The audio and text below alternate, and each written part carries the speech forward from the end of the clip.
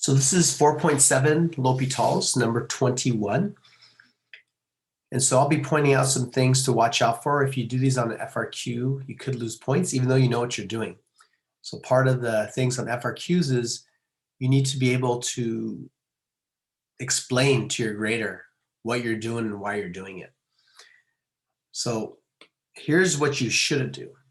Tangent of pi over 4, I know that's 1. Cotangent of pi over 4, I know that's 1. 1 minus 1 is 0, and pi over 4 minus pi over 4 is 0, so this equals 0 over 0. That's the first bad thing you do not want to do on an AP test. Here's why. You learned that dividing by 0 is a no-no, okay?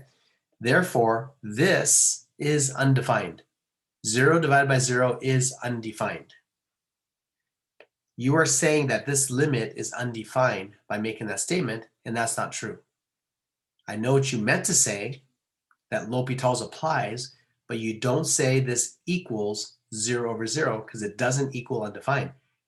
When you have 0 over 0 or infinity over infinity, we learn that's called indeterminate. You're not able to determine at this time what the limit is. So here's what you should do. Off to the side, you're going to show the limit of the top is 0. And you can take the limit of the bottom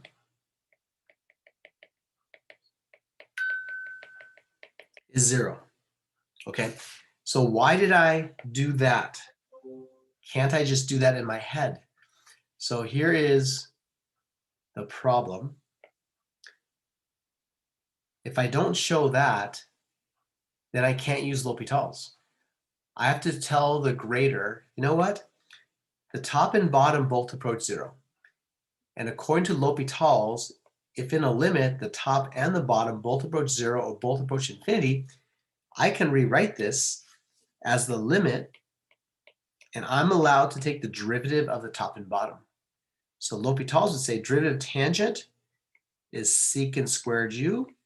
The derivative cotangent is minus cosecant squared u over, and the derivative of the bottom is just 1 because u is our variable and the derivative of u is 1.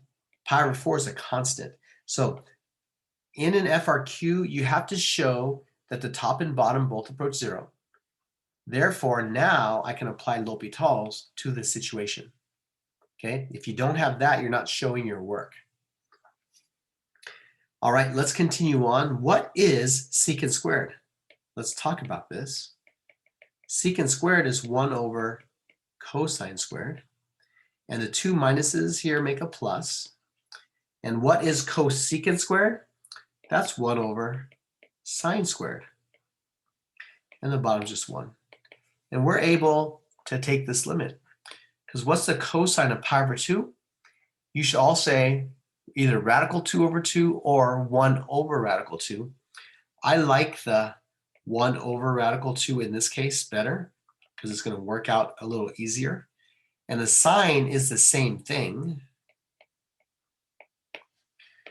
which is 1 over 1/2 plus 1 over 1/2 over 1, which is 2 plus 2, which is 4.